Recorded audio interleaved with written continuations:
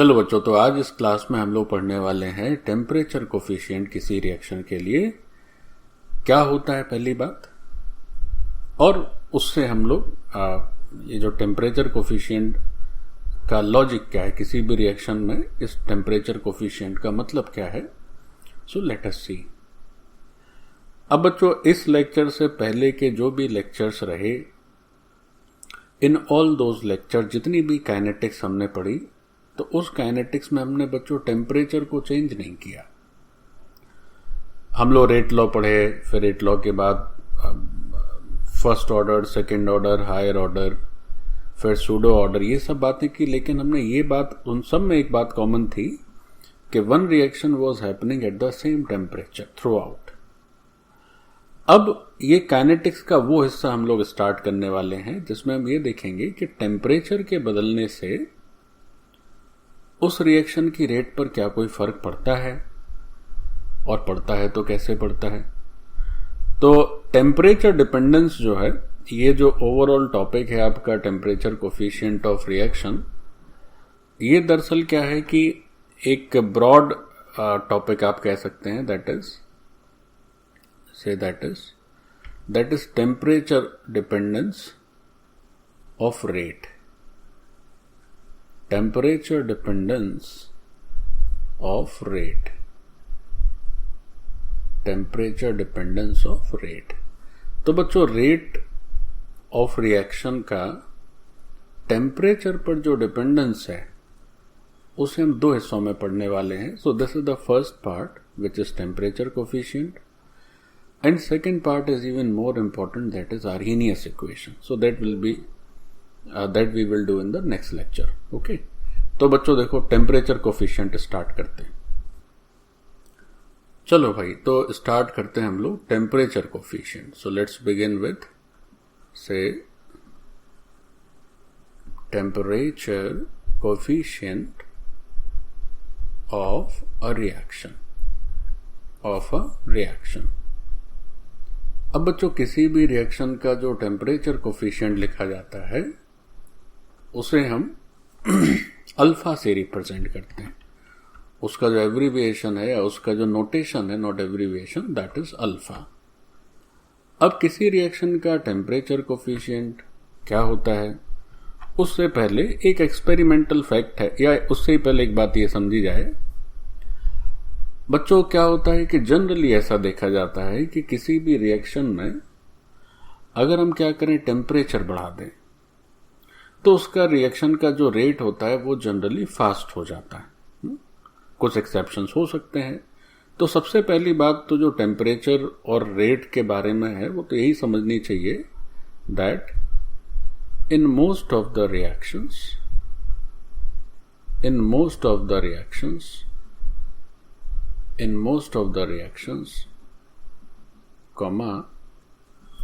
क्या ध्यान रखने की बात है? ध्यान ये रखना है कि जो rate of reaction increases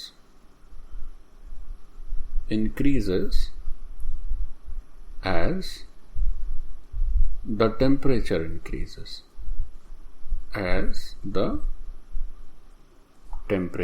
increases.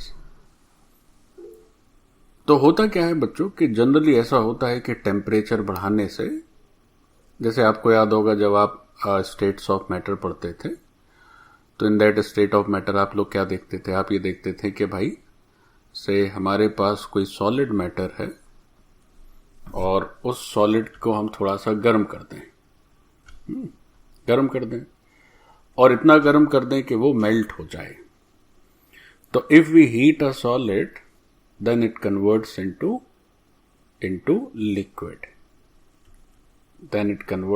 Liquid.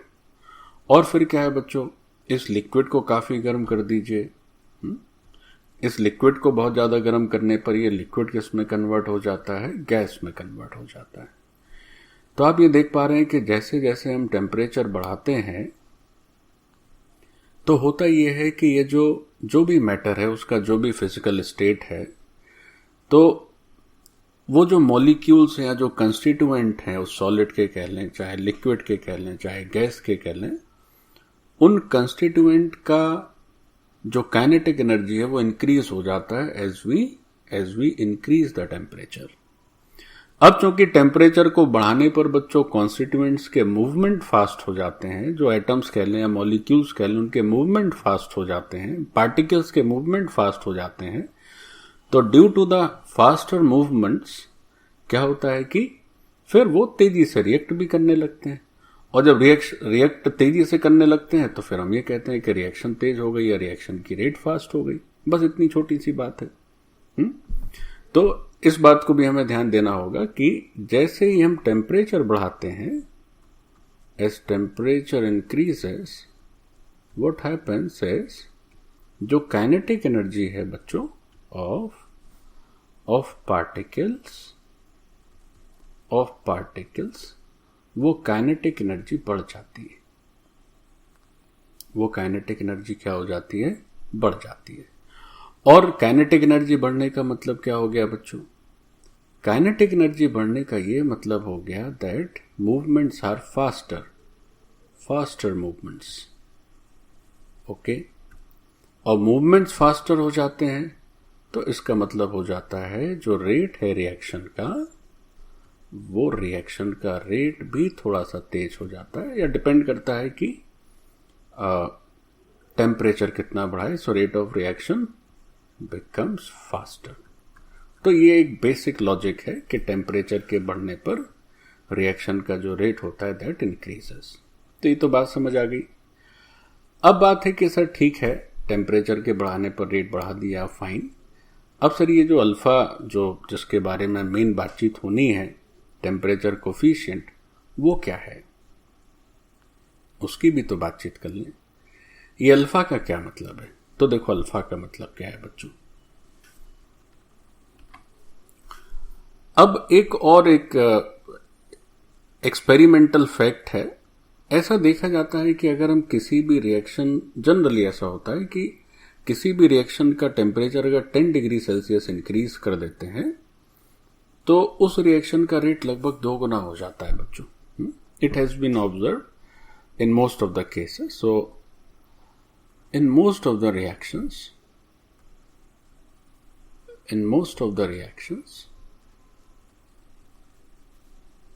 comma, if temperature increases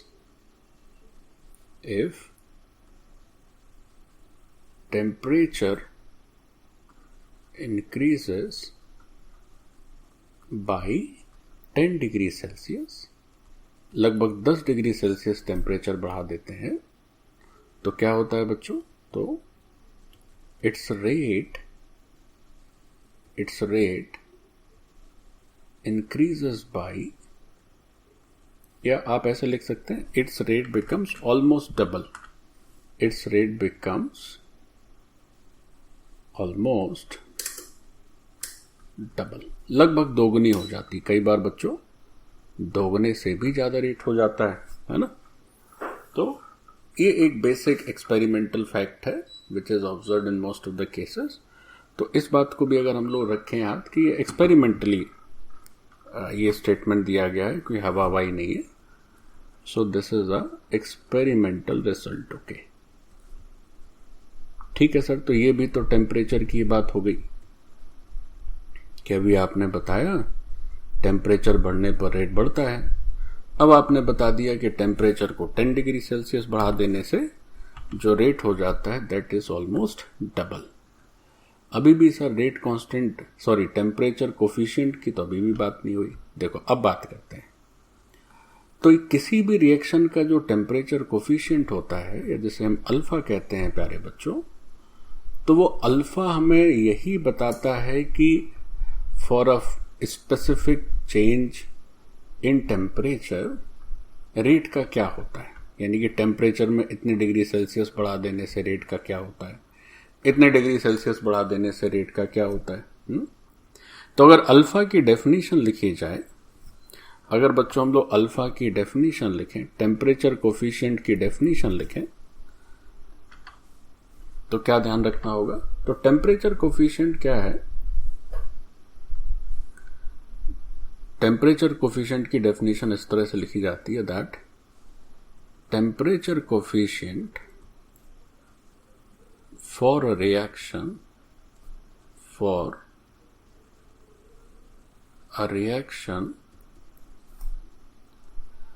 is the factor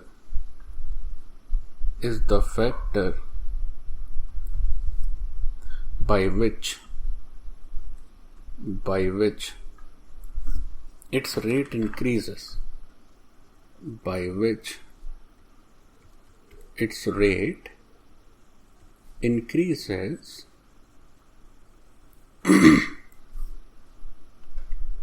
for a 10 degree centigrade increase in temperature. For 10 degree centigrade increase in temperature. बच्चों खूब ध्यान से याद रखें कि किसी भी रिएक्शन के लिए अल्फा का मतलब क्या है। तो अल्फा का यही मतलब है कि आपने 10 डिग्री सेंटीग्रेड टेम्परेचर बढ़ाया तो उसकी रेट में कितना फर्क आया। तो वो जो फैक्टर है जिससे रेट चेंज होता है उसी फैक्टर को बच्चों हम लोग बोलते हैं टेम्परेचर कोफिशिएंट। किसी भी रिएक्शन का टेम्परेचर कोफिशिएंट क्या है? वो फैक्टर है by which rate changes if temperature is increased by 10 degree Celsius. अभी जैसे ऊपर थोड़ी इसके ऊपर जस्ट जो स्टेटमेंट मैंने पिंक कलर से हाईलाइट किया है तो उसमें ऐसा लिखा है कि एक्सपेरिमेंटली ऐसा देखा गया कि जो 10 डिग्री सेल्सियस अगर हम किसी रिएक्शन का टेम्परेचर बढ़ाते हैं तो उसका रेट ऑलमोस्ट डबल हो जाता है। तो अगर वो रेट एग्जैक्टली डबल हो जाए तो फिर अपना जो टेम्परेचर कोफिशिएंट होगा वो 2 हो जाएगा बच्चों, और कुछ और होगा तो कुछ और हो जाएगा। तो अगर इसका एक मैथमेटिकल फॉर्मूला मैथमेटिकली इसको लिखना चाहें तो देखो कैसे लिखते हैं। ये किस बात की डेफिनेशन है? ये अल्फा की डेफिनेशन है टेम्परेचर कोफिशिएंट।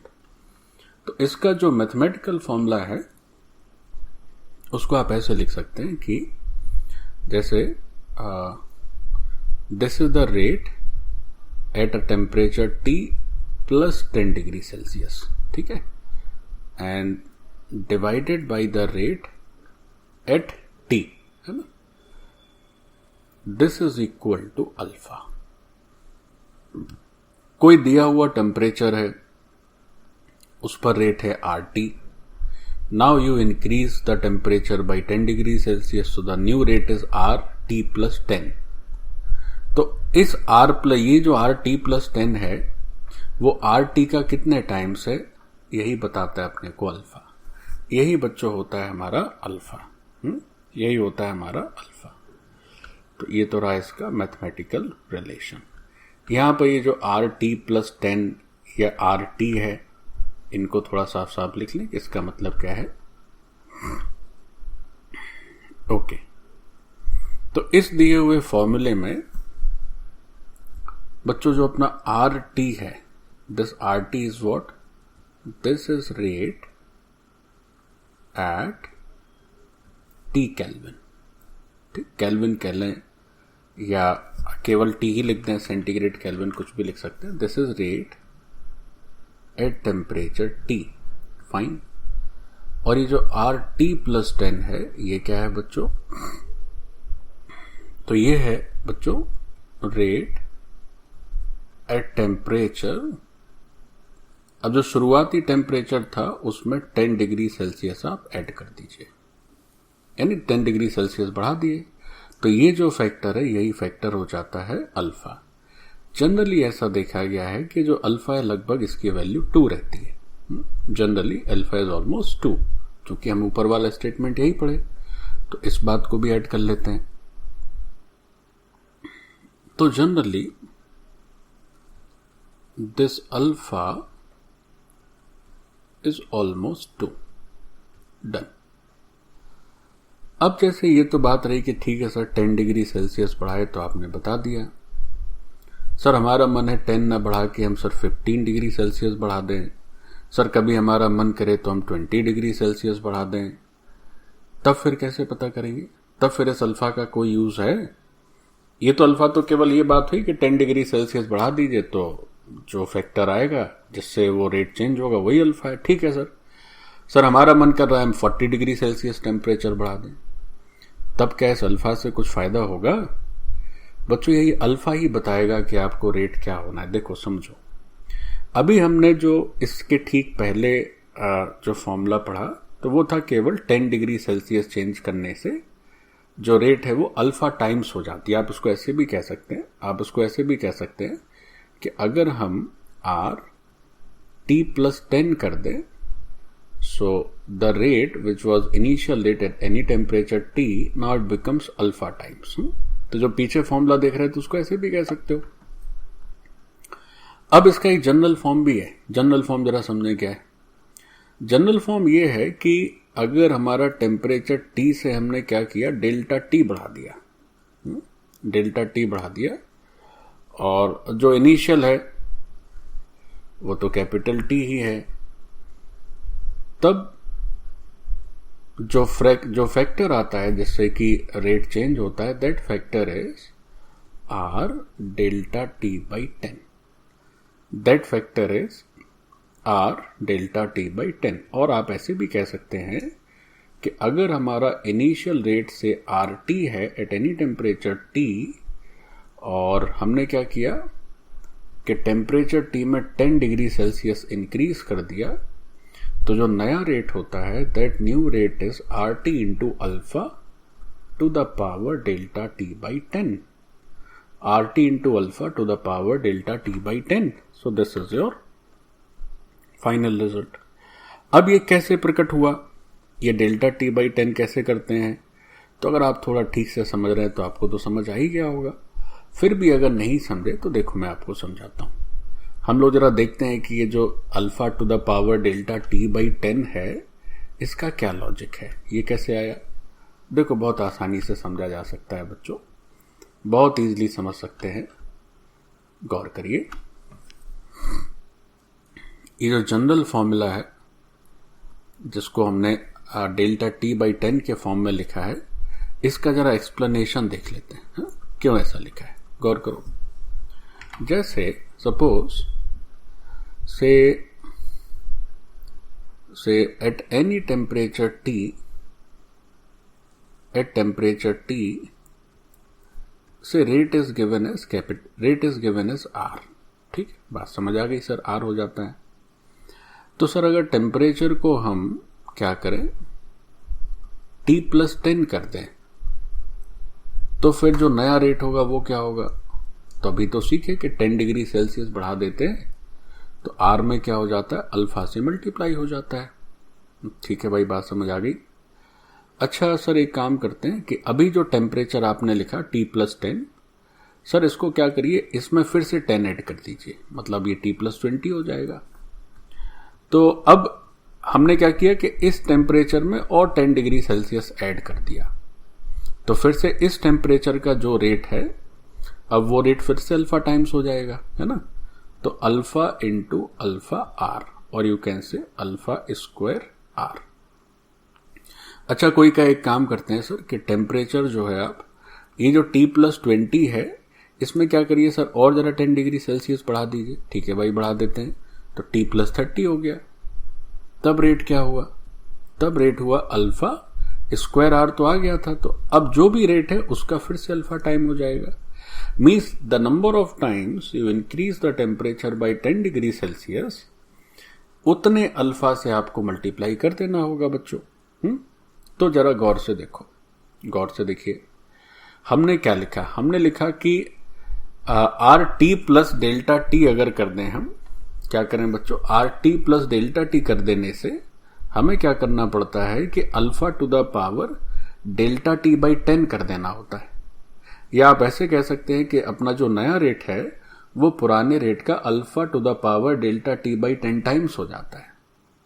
इसका मतलब क्या है, देखो इसका मतलब कोई अगर डेल्टा टी को रखे 10, देखो मैं थोड़ा सा क्या करता हूं कि यहां पर थोड़ा एक पार्टीशन बना देते हैं बच्चों, तो आपको बात एकदम क्लियर हो जाएगी।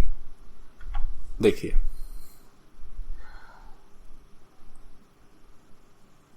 यहां लिखते हैं बच्चों डेल्टा टी, और इस कॉलम में लिखते हैं हम लोग alpha to the power delta T by 10। तो if delta T is just 10 degree Celsius, तो alpha to the power delta T by 10 होगा केवल अल्फा। मतलब अल्फा की to the power delta T by 10 क्या है कि ये आर टी इतने टाइम्स हो जाता है। अच्छा, कोई डेल्टा टी को 20 डिग्री सेल्सियस लिख दे बच्चों, तो आप इसकी वैल्यू क्या लिखेंगे, अल्फा स्क्वायर, ऊपर 20 नीचे 10, तो अल्फा स्क्वायर हो गया। हाँ? कोई 30 डिग्री सेल्सियस लिख दे तो अल्फा क्यू हो गया। बस इतनी सी बात है। कोई 100 डिग्री सेल्सियस लिख दे, कोई कहे नहीं भाई हम 100 डिग्री सेल्सियस लिखेंगे, तो आप कहेंगे ठीक है भाई अल्फा टू दी पावर 10 हो गया। कोई 1000 डिग्री सेल्सियस लिख दे तो अल्फा टू दी पावर 100 हो गया। बस इतनी सी बात। ये हो जाता है rate a temperature coefficient for a given reaction, और इसको यूज करके हम लोग बच्चों एग्जैक्टली बता पाते हैं कि now what is the new rate अगर आपने टेम्परेचर बढ़ा दिया तो। अच्छा, कोई अगर मान लीजिए ऐसा कर दे कि डेल्टा टी की वैल्यू 5 डिग्री सेल्सियस रखे, तो 5/2 यानी अल्फा टू द पावर 1/2 हो जाएगा। जैसा रखना चाहे वैसा आंसर आ जाएगा। और ये तो हमने सीखा कि अल्फा लगभग 2 होता है, लेकिन सबके लिए एग्जैक्ट पर इक्वल होगा ऐसा तो नहीं होगा बच्चों। तो जनरली रिएक्शन में तो अल्फा दिया रहता है या फिर अल्फा के टर्म में ही आंसर लिखने रहते हैं। जैसे क्वेश्चन करके देखते हैं, सकता है। Okay, so let's see a very simple question. तो इस तरह से लिखा हुआ है that 2 first order reactions, 2 first order reactions have same rate at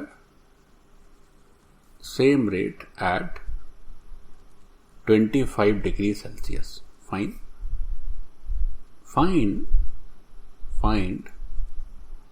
ratio of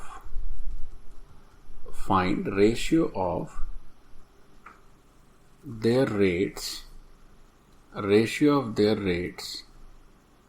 at 75 degree Celsius.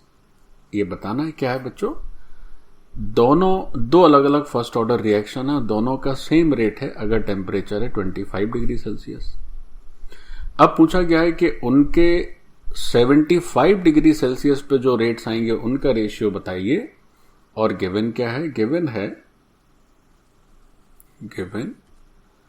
Temperature coefficients दिए हैं अल्फा 1, अल्फा 2 रिस्पेक्टिवली। दोनों रिएक्शंस के टेम्परेचर कोफिशिएंट्स दे रखे हैं अल्फा 1 और अल्फा 2। चलिए करके देखते हैं। बहुत ही इजी है बच्चों। तो से 2 डिफरेंट केमिकल रिएक्शंस आर, उनकी बात हो रही है। तो ऐसा कर लेते हैं कि एक की जो फर्स्ट रिएक्शन है उसके लिए रेट हम R1 लिखते हैं और दूसरे के लिए R2 लिखते हैं। तो जो R1 है at 25 degree Celsius, its value is similar to R2 at 25 degree Celsius, and let's say this value is small r. So this information is given in the question. Fine. अब बात है कि भाई ये जो R1 है, इस R1 की वैल्यू 75 डिग्री सेल्सियस पर क्या होगी, तो आप कहेंगे इसकी वैल्यू हो जाएगी R इंटू अल्फा, और अल्फा टू द पावर क्या सीखे थे, डेल्टा टी बाई 10। तो बच्चों जब हम T की वैल्यू 25 डिग्री सेल्सियस से 75 डिग्री सेल्सियस कर रहे हैं, तो इसका सिंपल सा मीनिंग है that delta T is 50 degree Celsius. हम क्या कर रहे हैं, 25 से 75 जा रहे हैं, तो 50 डिग्री सेल्सियस टेम्परेचर एनहेंस कर दे रहे हैं। तो बच्चों ये रिजल्ट हो गया R into alpha to the power 5। Fine. अब ऐसे ही अल्फा ना लिख के अल्फा 1 लिखना होगा, क्योंकि पहली रिएक्शन के लिए टेम्परेचर कोफिशिएंट अल्फा 1 है, दूसरे के लिए अल्फा 2 है। अब भाई चलिए R2 की वैल्यू पूछी गई 75 डिग्री सेल्सियस पर, तो वो भी क्या हो जाएगा, R into alpha 2 to the power 5, क्योंकि R तो सेम ही है, 25 डिग्री सेल्सियस वाला तो सेम ही है दोनों में। अब पूछा गया है कि 75 डिग्री सेल्सियस पर उनके जो दो रेट्स आते हैं उनका रेशियो बताइए। तो बस कितना इजी, तो R1 at 75 degree Celsius divided by R2 at 75 degree Celsius and this is equal to इन दोनों का रेशियो। तो ये अल्फा 1 है बच्चों। जब रेशियो करेंगे तो क्या होगा, R और R तो कैंसिल ही हो जाएगा, ऊपर हो जाएगा अल्फा 1, नीचे हो जाएगा अल्फा 2 और पावर में रह जाना है 5। सो this is your answer. This is your answer for the ratio of rates eight 75 degree Celsius. Done.